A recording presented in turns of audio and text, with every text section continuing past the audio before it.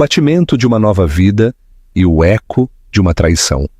O que aconteceria se o som mais belo que você já ouviu se tornasse a banda sonora da pior traição da sua vida? O som era um ritmo frenético e esvoaçante, como um beija-flor preso num frasco. Era o som mais belo que Helena Ramos alguma vez tinha ouvido.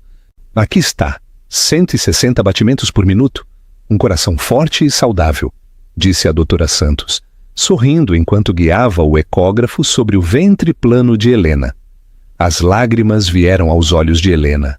Esta pequena vida, esvoaçante, era real. Era dela e de Rui. Mal podia esperar para lhe dar a surpresa, para ver como a fachada impenetrável de Rui Moniz, o magnata imobiliário, se desmoronaria no sorriso alegre de um futuro pai. Agarrou a impressão do papel térmico granulado como se fosse um bilhete de lotaria premiado, sem saber que em menos de uma hora se sentiria como um obituário para a vida que acreditava ter. O átrio da Moniz Empreendimentos foi projetado para intimidar. Tetos altíssimos de vidro e aço, pisos de granito preto polido que refletiam a sua insignificância, e um silêncio reverencial que falava de grandes quantidades de dinheiro em movimento. Durante 5 anos, sentiu-se como uma segunda casa para Helena. Hoje, parecia um país estrangeiro. A recepcionista, uma jovem chamada Sofia, cujo sorriso nunca chegava aos olhos, deu a Helena um olhar ensaiado e amável. Senhora Moniz, que surpresa agradável! O senhor Moniz não está à sua espera. Eu sei, sorriu Helena, segurando a mala um pouco mais forte. A preciosa foto do ultrassom estava guardada em segurança lá dentro. Tenho a melhor surpresa para ele. Ele está no gabinete? O sorriso de Sofia vacilou por uma fração de segundo. Um lampejo de pânico cruzou o seu rosto antes que a máscara corporativa voltasse ao lugar. Sim, mas ele está numa reunião muito importante com a divisão de aquisições Varejão. Ele deixou instruções rigorosas para não ser incomodado. Tânia Varejão. O nome era familiar. Jovem, perspicaz, agressiva. Rui a tinha mencionado algumas vezes, impressionado pelo seu instinto assassino. A alegria de Helena era uma bolha flutuante que não podia ser rebentada por uma simples reunião. Só demorará um segundo. Isto é maior do que qualquer aquisição. Prometo. Ela começou a caminhar em direção ao elevador privado que conduzia às suítes executivas no 5º andar. Sofia praticamente saltou da cadeira. Senhora Moniz, por favor, eu realmente não posso deixá-la subir. Ele foi muito específico. A urgência incomum na voz da jovem finalmente surtiu efeito. Uma pequena e fria pontada de inquietação começou no estômago de Helena. Durante 5 anos, ela teve acesso irrestrito. Ela era a esposa, a futura mãe do seu herdeiro, a mulher que Rui chamava de sua estrela polar. Por que a estavam a bloquear como a uma simples vendedora? Sofia, está tudo bem, disse Helena, a voz um pouco mais fria agora. Sou a esposa dele. Assumirei toda a responsabilidade. Ela pressionou o botão do elevador. O seu reflexo, uma mulher suave e elegante, num vestido de cachemira creme, contrastava fortemente com os ângulos duros do átrio. A viagem de elevador foi silenciosa, uma descida suave e rápida que normalmente parecia emocionante.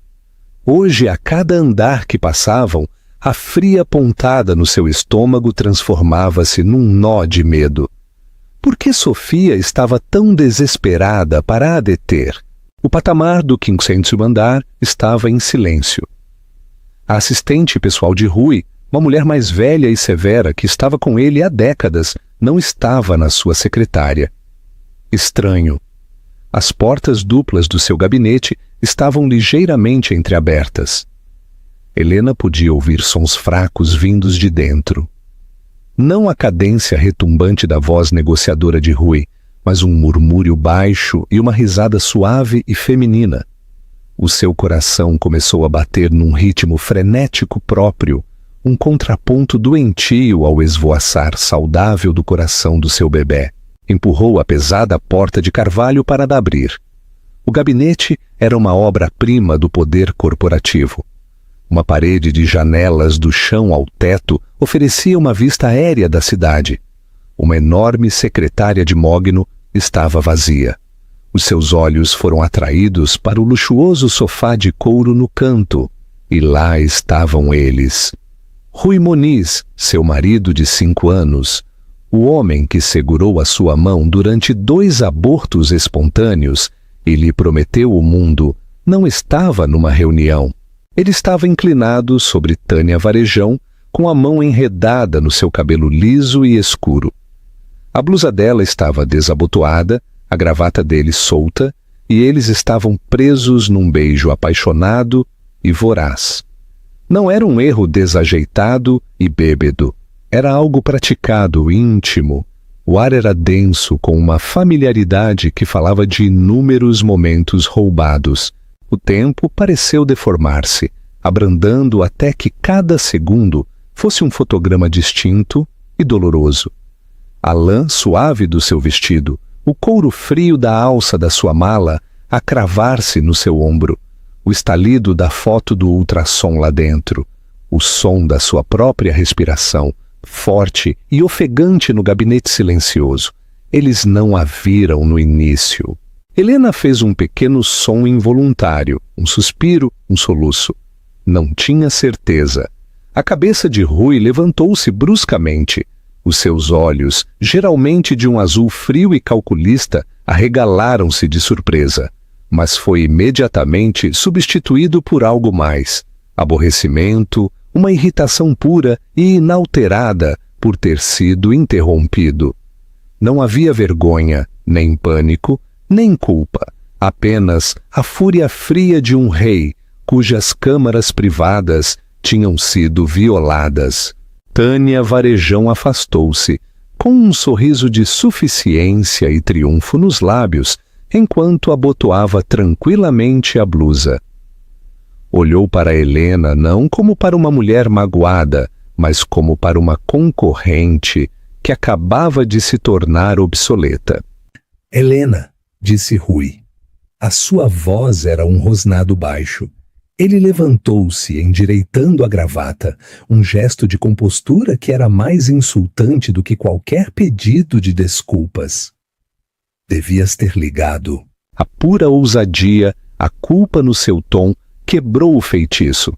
O mundo voltou para ela numa torrente de náuseas e dor branca e ardente. Helena não gritou, não chorou. Ela fez a única coisa que pôde. Virou-se e saiu. Passou pela secretária vazia da assistente. Entrou no elevador silencioso, com a mão apoiada protetoramente no seu estômago. Quando as portas deslizaram, selando-a na caixa de espelhos, finalmente viu o seu próprio reflexo. A mãe alegre e expectante tinha desaparecido. No seu lugar havia um fantasma, o rosto uma máscara pálida de horror, e na sua mão ainda segurava a mala que continha a imagem granulada, a preto e branco, de uma promessa que acabava de se partir num milhão de pedaços irreconhecíveis. A fuga de uma promessa quebrada. O elevador desceu, mas Helena sentiu como se estivesse em queda livre. A descida suave e silenciosa refletia o colapso do seu estômago, o colapso de todo o seu mundo.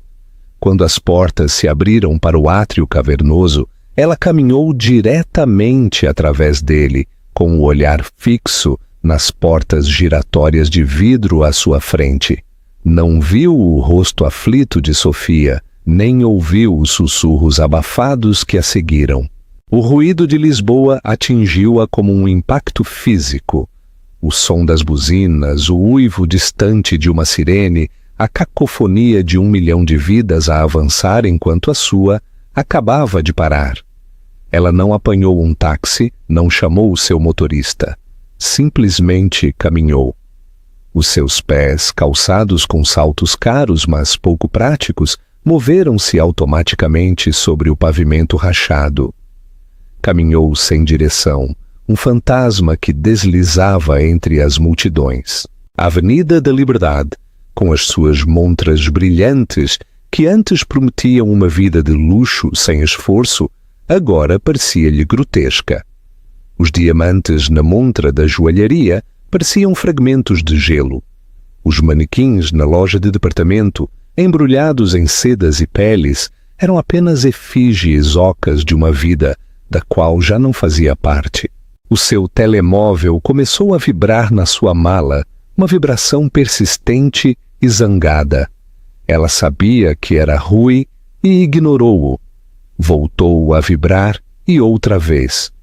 Uma notificação de mensagem de texto apareceu no seu relógio. Helena, onde estás? Precisamos de falar sobre isto. Falar sobre isto como se fosse uma negociação de negócios que tinha corrido mal. Como se a sua traição pudesse ser detalhada, discutida e resolvida com um conjunto de termos revistos. A linguagem clínica e distante enviou-lhe uma nova onda de aversão. Encontrou-se no Jardim da Estrela, os caminhos cuidados e as árvores tingidas de outono, um forte contraste com o caos na sua mente. Ela afundou-se num banco frio e vazio. A vibração na sua mala finalmente parou. O silêncio que se seguiu foi de alguma forma mais ruidoso. Tirou a foto do ultrassom, o pequeno vislumbre de vida em forma de feijão. O seu bebê. O seu bebê. A palavra dele era uma faca no seu coração. Esta criança foi concebida numa cama que era uma mentira. Nasceria num lar construído sobre o engano. Que tipo de vida seria esta? Criada por um pai que via o compromisso como um inconveniente menor e uma mãe cujo coração acabava de ser pulverizado. O tormento psicológico começou o seu trabalho insidioso. Os sussurros de autodúvida que ela reprimira durante anos transformaram-se num rugido. Não era interessante o suficiente. Não era ambiciosa o suficiente. Ela tinha abandonado voluntariamente a sua promissora carreira como curadora de arte para ser a esposa corporativa perfeita, a organizar jantares impecáveis, a administrar as suas casas, sendo a mulher serena e elegante no seu braço. Ela pensou que era uma parceria. Agora via pelo que era. Um papel. E aparentemente era substituível. Tânia Varejão era mais jovem, mais ambiciosa, uma jogadora no mundo dele. Helena era apenas a esposa. Outra mensagem de Rui.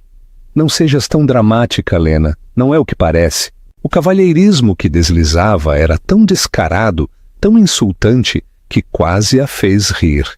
Um som histérico e quebrado ficou preso na sua garganta. Não é o que parece. Era exatamente o que parecia. Era a história mais antiga e gasta do livro. O homem poderoso e a sua jovem subordinada, a esposa confiante em casa. Uma clareza fria e dura começou a cortar através da névoa da sua dor. Isto não foi um erro, isto foi um padrão. As noites que ele chamou de reuniões de diretoria, as viagens de fim de semana para relações com investidores, a distância repentina e inexplicável que tinha crescido entre eles no ano passado, que ela tinha estupidamente atribuído ao stress do seu trabalho. Tudo se encaixou. Cada mentira era uma peça perfeitamente colocada num mosaico de traição. Pensou no seu espaçoso apartamento na Estrela com vista para o jardim. Não era um lar, era um cenário. Cada obra de arte, cada peça de mobiliário tinha sido escolhida para projetar uma imagem de poder e sucesso, o sucesso dele. A vida dela tinha se tornado um acessório da dele, e agora o acessório estava manchado. A decisão cristalizou-se não num momento de raiva, mas num momento de calma arrepiante. Ela não podia voltar, não podia sentar-se à sua frente na sua mesa de jantar polida e fingir que isto não tinha acontecido. Não podia criar o seu filho naquela casa, naquela vida, a respirar o ar envenenado das suas mentiras. Ficar seria sufocar lentamente, deixar uma parte da sua alma morrer a cada dia. O seu bebê merecia mais. Ela merecia mais. A vibração começou novamente. Desta vez ela respondeu. Onde raios está Helena? A voz de Rui estava tensa com raiva controlada, não com preocupação. Raiva. A raiva de um homem que tinha perdido o controle da narrativa. Helena olhou para o céu indiferente. A sua própria voz, quando chegou, era irreconhecível. Era calma, firme e vazia. Estou a deixar-te, Rui. Houve um silêncio atordoado do outro lado. Não sejas ridícula. Estás zangada. Volta para casa e resolvemos isso. Não há nada a resolver, disse ela, as palavras aparecerem pedras na sua boca. Eu vi-te. Vi a verdade. Acabou. Estás grávida do meu filho, Helena. Não vais a lado nenhum. O tom possessivo na sua voz, a maneira como ele disse, meu filho, selou o acordo. Estás enganado, sussurrou ela, mais para si mesma do que para ele. Ela terminou a chamada, bloqueando o número dele, sem pensar duas vezes. Levantou-se do banco. O seu movimento era rígido. A longa caminhada não tinha terminado. Ela não estava a caminhar para casa. Estava a caminhar para longe dela. Ela não tinha um plano. Não tinha dinheiro próprio de que falar. Tudo estava ligado ao nome dele, às suas contas conjuntas. Estava grávida, sozinha e à deriva numa cidade de 8 milhões de pessoas. Mas pela primeira vez em anos, sentiu um vislumbre de algo que não era emprestado do sucesso de Rui. Era uma coisa assustadora e frágil, era a sua própria autonomia.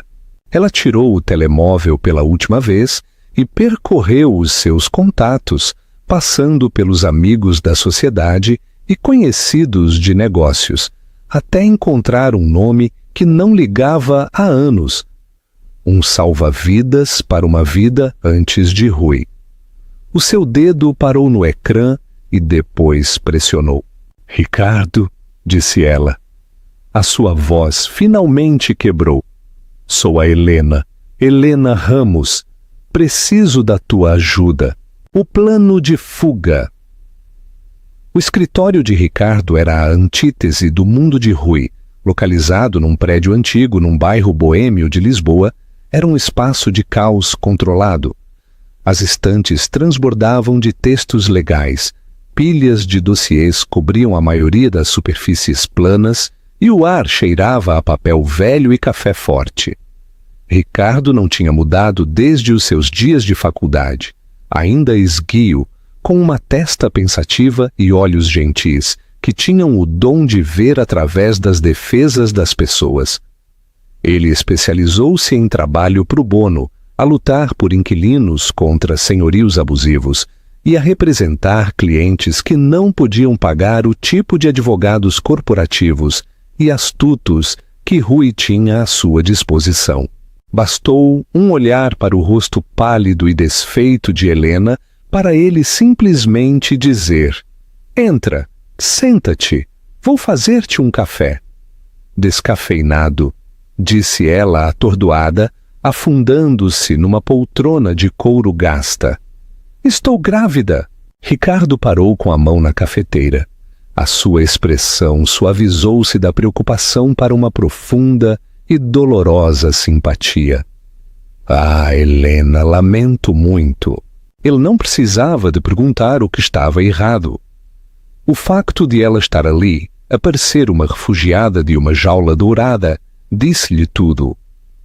Durante a hora seguinte, a história saiu dela. O ultrassom, o gabinete, a expressão de suficiência de Tânia Varejão, a exasperante falta de remorso de Rui. Ricardo ouviu pacientemente, com as mãos juntas. O seu olhar nunca vacilou, não a interrompeu, não a julgou. Simplesmente a deixou esvaziar o veneno do seu sistema.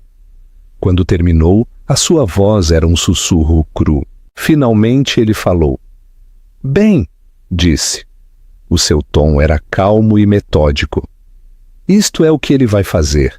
Primeiro ele tentará controlar-te. Já começou com as chamadas e as mensagens. Quando isso não funcionar, tentará comprar-te, oferecendo um acordo generoso com um acordo de confidencialidade inquebrável. Quando te recusares, ele ameaçará, usará o bebê como alavanca. Dirá que és uma mãe inapta, que és emocionalmente instável, contratará os advogados de custódia mais impiedosos da região. Tentará esgotar-te emocional e financeiramente, até que voltes a rastejar sob as suas condições. Ouvir tudo isso de forma tão clínica era assustador, mas também a validava. Era exatamente o que Rui faria. Ele não via uma família, via um ativo, uma negociação. Não posso lutar contra ele, Ricardo, sussurrou Helena, o desespero a regressar. Ele tem tudo. Eu não tenho nada. O meu nome está nas contas bancárias, mas ele as controla. O meu carro é alugado pela empresa dele. O apartamento está em nome dele. Sou uma dependente glorificada. Não, não és, disse Ricardo com firmeza. Tu és a esposa dele e tu és a mãe do filho dele. Isso dá-te direitos, mas tens razão numa coisa.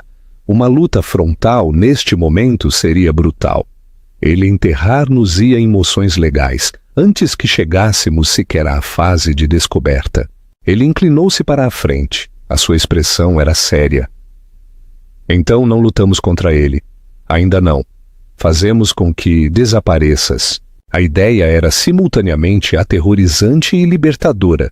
Simplesmente desaparecer. Como? Tens um ativo que ele não pode tocar facilmente, certo? A herança que tua avó te deixou, o fundo fiduciário. Helena tinha se esquecido disso. Não era uma quantia enorme para os padrões dos Moniz. Um pouco mais de 100.000 euros da sua avó. Uma mulher ferozmente independente que insistiu que o fundo fiduciário fosse estabelecido unicamente no nome de solteira de Helena Ramos, como dinheiro para fugir, por via das dúvidas. Na altura, Helena tinha rido. Agora, parecia um salva-vidas de além-túmulo. Teremos de ser inteligentes quanto a isso, continuou Ricardo, já a rabiscar notas num bloco legal. Liquidamos em silêncio, sem grandes transferências. Vamos movê-lo através de uma série de contas. Vou ajudar-te a estabelecer uma nova identidade. Nada ilegal, apenas uma nova vida com o teu nome de solteira. Nova conta bancária, novo telemóvel, nova morada. Vais voltar a ser Helena Ramos. O nome parecia estranho, uma relíquia de uma vida passada. Mas dizê-lo, mesmo na sua mente, parecia respirar ar fresco. Entretanto, do 50º andar da sua torre de vidro, Rui Moniz estava a descobrir os limites do seu poder. As suas chamadas iam para o voicemail, as suas mensagens de texto não eram entregues.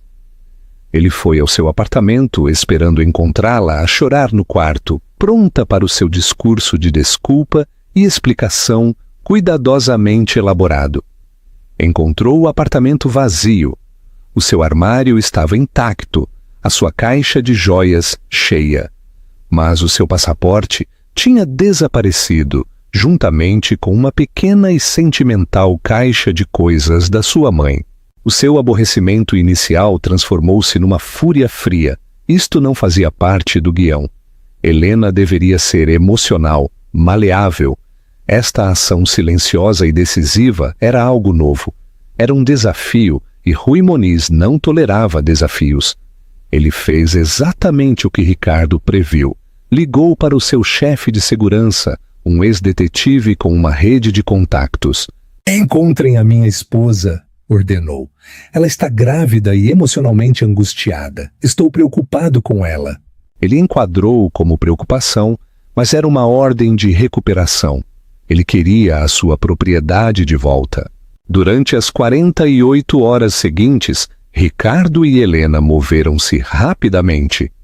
Enquanto os homens de Rui revistavam aeroportos e extratos de cartões de crédito ligados a Helena Moniz, Ricardo estava a estabelecer uma nova vida para Helena Ramos. Encontraram uma pequena casa para alugar numa aldeia tranquila e esquecida na Serra da Estrela. Um lugar de colinas ondulantes, ruas principais tranquilas e um sinal de telemóvel irregular. Era o último lugar onde alguém procuraria a esposa de um milionário de Lisboa. No terceiro dia, Helena saiu do escritório de Ricardo com um telemóvel pré-pago, um cartão de débito para uma nova conta bancária financiada com o dinheiro da sua avó e um mapa. Ela vestia jeans, uma sweatshirt simples e um boné de beisebol, um uniforme de anonimato. Não se parecia em nada com a mulher do vestido de cachemira. "Tem certeza disto, Helena?" perguntou Ricardo, os olhos cheios de preocupação. "Estou aterrorizada", admitiu. "Mas estou mais aterrorizada de ficar. Ele não procurará a Helena Ramos. Ele procura a senhora Moniz e ela já não existe." Ela apanhou um autocarro da estação, um lugar sujo e movimentado, a um mundo de distância dos carros privados e dos átrios imaculados a que estava acostumada. Enquanto o autocarro saía do túnel e entrava na luz desvanecida de uma tarde, ela olhou para o horizonte de Lisboa, uma jaula brilhante da qual acabava de escapar. Uma única lágrima traçou um caminho pela sua face. Não era uma lágrima de tristeza. Era uma lágrima de despedida.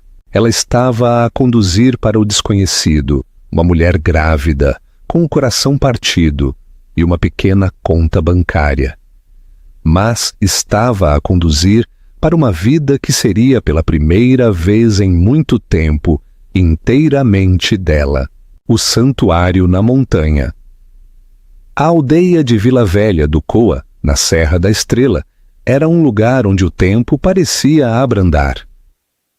Era uma aldeia de igrejas com campanários brancos, um único semáforo a piscar na rua principal e um extenso parque onde se realizavam mercados agrícolas aos sábados. Para Helena, que agora vivia como Helena Ramos numa pequena cabana de madeira num caminho de terra, era um santuário. O silêncio foi a primeira coisa que ela notou. Era uma entidade viva, quebrada apenas pelo canto dos grilos à noite e pelo sussurro do vento através dos velhos pinheiros. Depois de anos do zumbido constante da cidade de Lisboa, a tranquilidade era simultaneamente perturbadora e profundamente curativa. Os primeiros meses foram um borrão de sobrevivência. Ela comprou um carro familiar usado e confiável, mobilou a sua cabana com móveis de segunda mão da cooperativa de antiguidades da aldeia e aprendeu a arte de viver com um orçamento. Os luxos que ela tinha como garantidos, mercearia gourmet, roupas de designer, tratamentos de spa semanais, evaporaram-se. Foram substituídos por prazeres mais simples e profundos. O sabor de um tomate fresco da banca da quinta, o calor de uma colcha que ela comprou numa venda da igreja, a alegria de sentir o seu bebê a chutar pela primeira vez, sem a sombra da traição, a pairar sobre o momento. A sua gravidez progrediu. O seu ventre inchou numa curva suave e protetora. Ela encontrou uma médica local, uma mulher amável e sensata, chamada Doutora Ana, que não lhe fez perguntas sobre o seu passado ou a ausência de um pai. Em Vila Velha do Coa, as pessoas respeitavam a privacidade. Não eras julgada por quem eras, mas pelo que fazias. E Helena, ou Lena, como os seus vizinhos a conheciam, Era calma, educada e mantinha-se no seu canto. Ela começou a pintar novamente.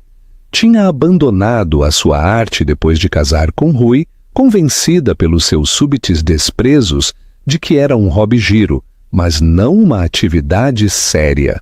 Agora, com um conjunto de acrílicos baratos e telas da loja de artesanato local, redescobriu a sua voz. Ela não pintava as grandes paisagens urbanas que costumava fazer. Pintava a casca nodosa de um pinheiro, a forma como a luz da manhã se filtrava pela janela da sua cozinha, a força tranquila nos rostos das mulheres no restaurante local.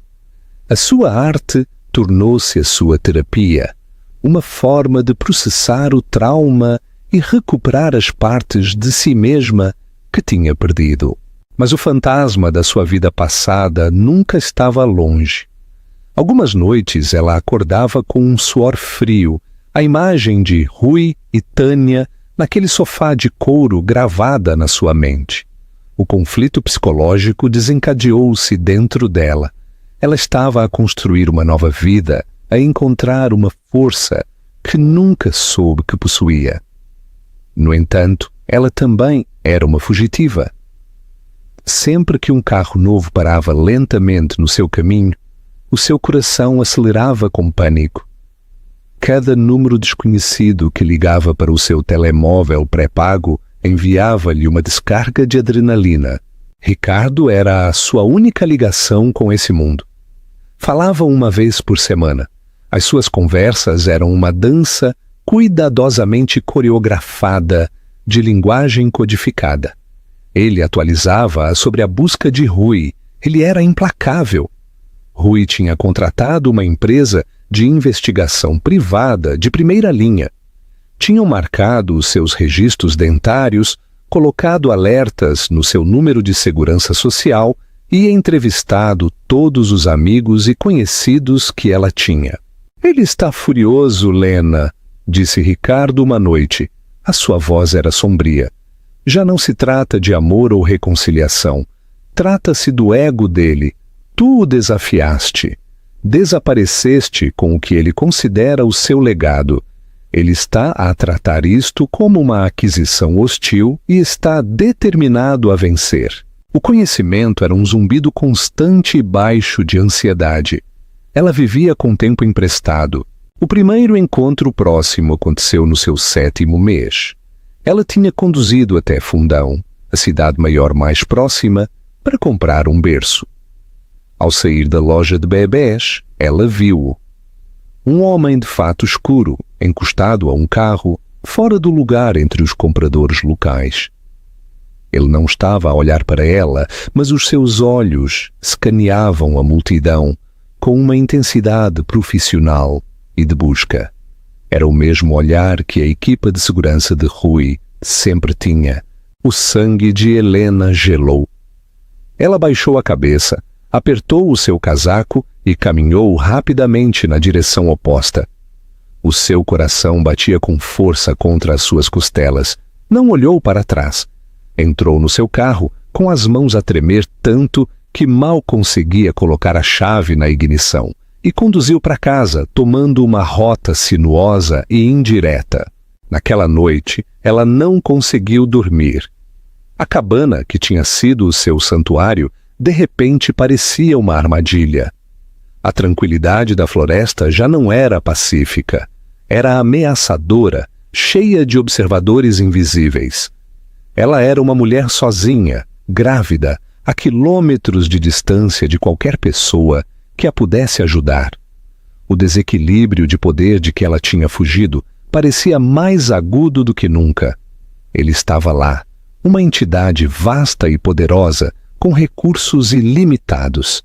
E ela era apenas uma mulher escondida no bosque. Ela olhou para a sua crescente coleção de pinturas encostadas à parede. Eram honestas e cruas, e estavam cheias de uma beleza tranquila que ela tinha encontrado na sua solidão.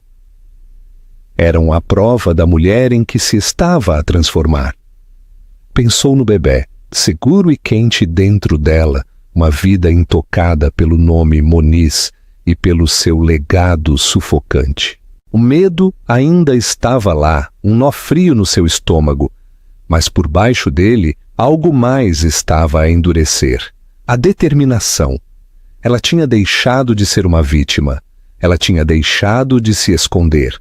Rui podia ver isto como uma batalha pelo seu legado, mas para Helena era uma luta pelo futuro da sua filha e pela sua própria alma. A temporada de tranquilidade tinha terminado. Aproximava-se uma tempestade e pela primeira vez sentiu-se pronta para enfrentá-la. O confronto e a vitória frágil. O dia em que Rui a encontrou, o céu era de um azul brilhante e implacável. O inverno tinha se instalado na Serra da Estrela, cobrindo os pinheiros com uma fina camada de neve e tornando o ar fresco e limpo. Helena, com 9 meses de gravidez e a sentir-se tão grande e lenta como uma barcaça, estava no seu alpendre a desenhar a beleza austera da paisagem invernal. Um sedã preto, com um aspecto obscenamente caro, rangeu no seu caminho de cascalho. Estava tão fora do lugar no seu mundo rústico que por um momento ela apenas sentiu confusão. Depois a porta do passageiro abriu-se e Rui Moniz saiu. Parecia mais magro, o seu rosto mais duro. As linhas à volta da sua boca estavam mais profundas. Ele usava um casaco de lã cor de carvão, feito à medida. Os seus sapatos de cidade pareciam ridículos no chão nevado. Ele examinou a sua pequena cabana, a sua expressão uma mistura de incredulidade e desgosto, como se não conseguisse compreender como ela podia escolher isto, esta miséria provincial, em vez da vida que ele lhe tinha dado. O primeiro instinto de Helena foi correr, fechar a porta à chave, esconder-se e rezar para que ele fosse embora. Mas o seu corpo era pesado e o seu espírito, forjado em meses de solidão e autossuficiência, recusou-se a acobardar-se. Ela permaneceu sentada na sua cadeira de balanço, o seu caderno de esboços segurado frouxamente no seu colo, com a mão apoiada protetoramente sobre o seu ventre inchado. Ela tinha fantasiado com este momento. Tinha imaginado milhares de cenários diferentes na sua mente. Agora que ele estava aqui, uma estranha e arrepiante calma apoderou-se dela. Esta não era a sua sala de reuniões. Este não era o seu gabinete. Este era o seu lar. Helena, disse ele. Não foi uma pergunta, mas uma declaração de aquisição. Ele tinha encontrado a sua propriedade perdida. Rui, respondeu ela. A sua voz era uniforme. Estás a invadir a minha propriedade? Um lampejo de surpresa cruzou o seu rosto. Ele esperava lágrimas, recriminações, uma cena dramática. Não estava preparado para esta compostura tranquila e inabalável. Estive à tua procura durante 6 meses, disse ele, dando mais um passo. Fiquei muito preocupado. A mentira era tão descarada, tão insultante, que nem sequer a picou. Não é verdade, disse ela. O seu olhar era inabalável. Estavas zangado porque perdeste o controlo. Não finjas que isto é sobre outra coisa. Ele parou. A sua ofensiva de charme corporativo colidiu contra uma parede. Ele mudou de tática. Isto é loucura, Helena. Viver aqui, olha para ti. Esta não é a vida para ti nem para o meu filho. É aí que te enganas, disse ela, finalmente se levantando. Foi um movimento lento e deliberado. O volume total da sua gravidez era agora impossível de ser ignorado por ele. Ela já não era apenas a esposa que tinha fugido. Ela era a mãe de uma criança prestes a nascer. Esta é a primeira vida real que tive em anos, e este é o meu filho, Rui. Perdeste o teu direito a qualquer reivindicação sobre esse título num sofá de couro. Ele balançou a cabeça. O pânico de uma ameaça que ele não conseguia quantificar atingiu-o. Não sejas estúpida. Não sejas dramática. Eu vou dar-te o que quiseres, um apartamento novo, uma casa na praia. Basta nomeares o preço. Era a sua julgada final, a transação. Tudo e todos tinham um preço. Ele estava a tentar comprar de volta a sua família, a apagar a sua infidelidade com um talão de cheques. E naquele momento, Helena finalmente entendeu o seu motivo oculto. Não se tratava de amor, ou mesmo de reconciliação. Tratava-se do bebê. Esta criança não era um filho ou uma filha para ele. Era um herdeiro, uma extensão do seu ego, uma continuação da dinastia Moniz que ele estava tão obcecado em construir. Ela e o bebê eram o seu legado, e a sua ausência era uma mancha na sua imagem pública perfeita. Ainda não entendes, pois não? Disse ela, com um sorriso triste e compassivo nos lábios. Não há preço. Não podes comprar isto. Não podes comprar-me. E nunca, jamais, controlarás o meu filho. A sua máscara de cortesia finalmente quebrou, revelando a fúria narcisista e crua por baixo. Pensas que podes tirar o meu filho de mim? Rosnou.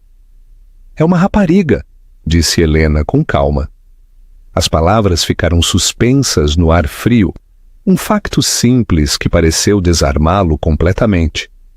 Uma rapariga? Não o filho e herdeiro Moniz que ele já tinha imaginado.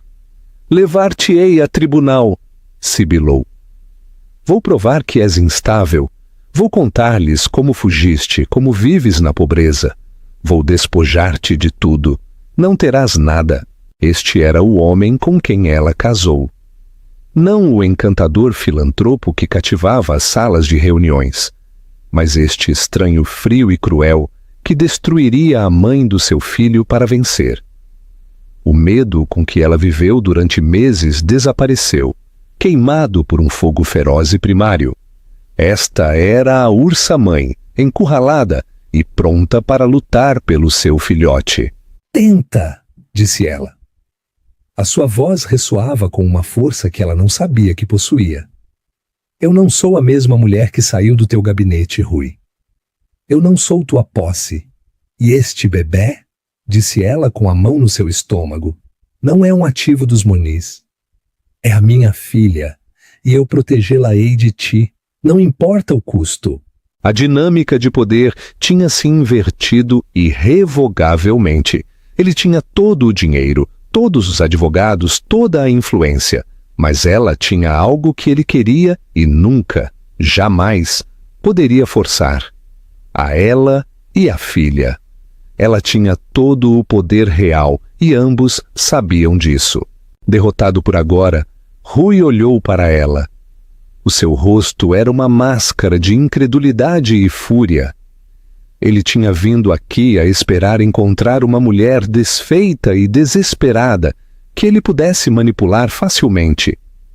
Ele encontrou uma rainha por direito próprio, a governar sobre um reino pequeno e humilde que ele nunca poderia conquistar. Sem outra palavra, ele virou-se. Regressou ao seu sedã preto e foi embora, deixando rastos na neve e uma nuvem de fumo de escape no ar limpo da montanha. Helena ficou no alpendre, a olhar até que ele se foi. A sua mão nunca deixou o seu ventre. Ela tinha vencido a batalha, mas sabia que a guerra estava apenas a começar. A luta nos tribunais e um final inesperado. A partida de Rui não trouxe paz. Trouxe a fúria fria e calculada de um rei frustrado. Numa semana, chegaram os primeiros documentos legais entregues por um carteiro local desconcertado. Era um pedido de custódia de emergência, um documento cheio de alegações cruéis e fabricadas. Pintava Helena como uma mulher emocionalmente volátil e mentalmente instável, que tinha posto em perigo imprudentemente o seu filho por nascer ao fugir e viver em condições inadequadas. A equipa legal de Rui, a melhor e mais impiedosa que o dinheiro podia comprar, tinha declarado oficialmente guerra. No entanto, Helena estava pronta. No momento em que o carro de Rui desapareceu pelo seu caminho, ela ligou para Ricardo. Ele encontrou-me, tinha dito. A sua voz era firme. A guerra chegou. Ricardo, fiel à sua palavra, estava a preparar-se.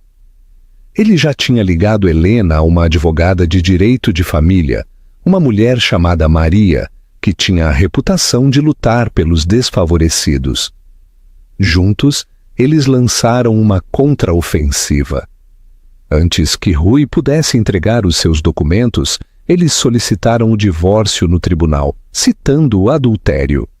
Anexaram uma declaração jurada de Helena a detalhar os eventos no gabinete dele, juntamente com um pedido de ordem de restrição.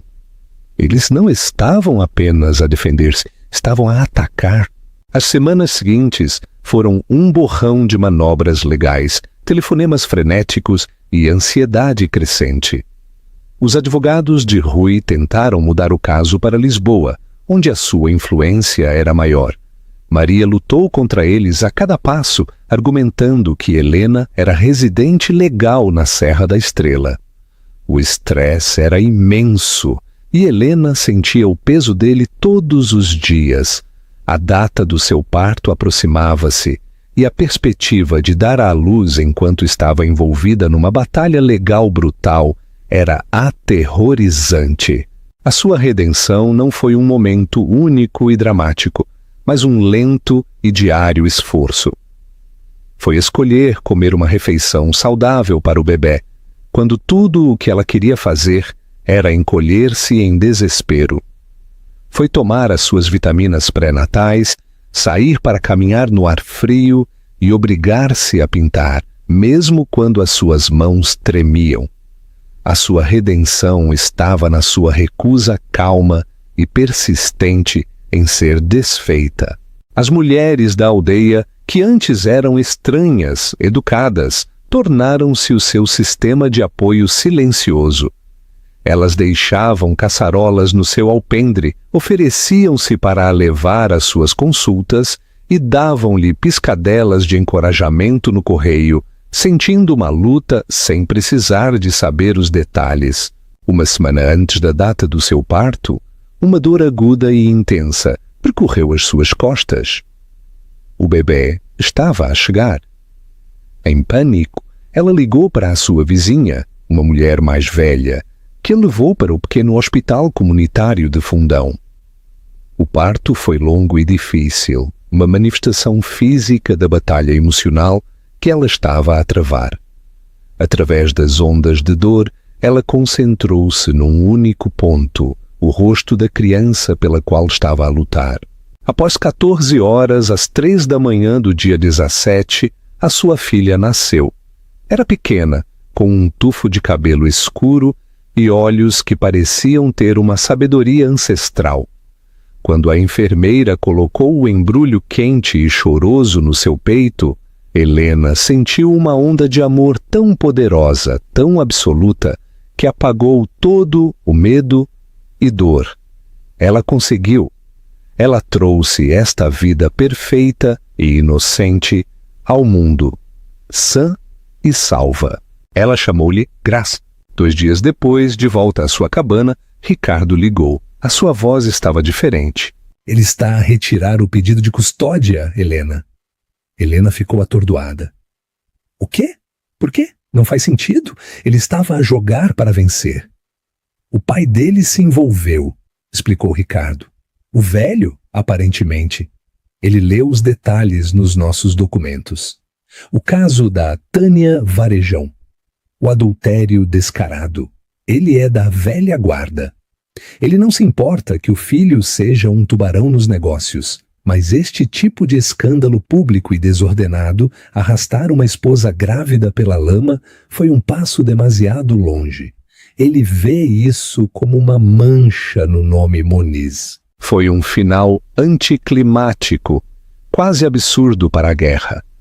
Não uma vitória nos tribunais, não uma mudança de coração, mas uma decisão de negócios tomada pelo patriarca da família para proteger a marca. Uma semana depois, chegou um pacote final dos novos advogados de Rui.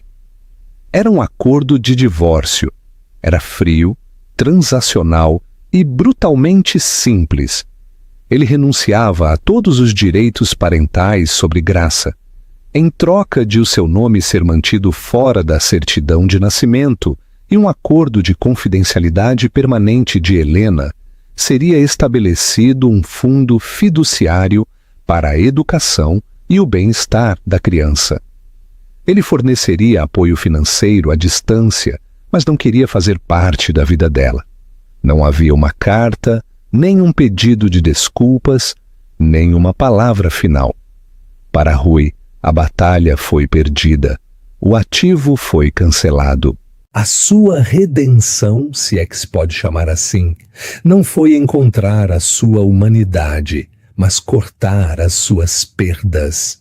Ele escolheu o seu nome, o seu legado, o seu império, em vez da sua própria filha. Helena sentou-se na sua simples mesa de cozinha. Os documentos legais espalharam-se à sua frente e ela assinou o seu nome. Helena Ramos. Olhou para Graça, que dormia pacificamente no seu berço, e não sentiu tristeza, mas uma profunda sensação de alívio.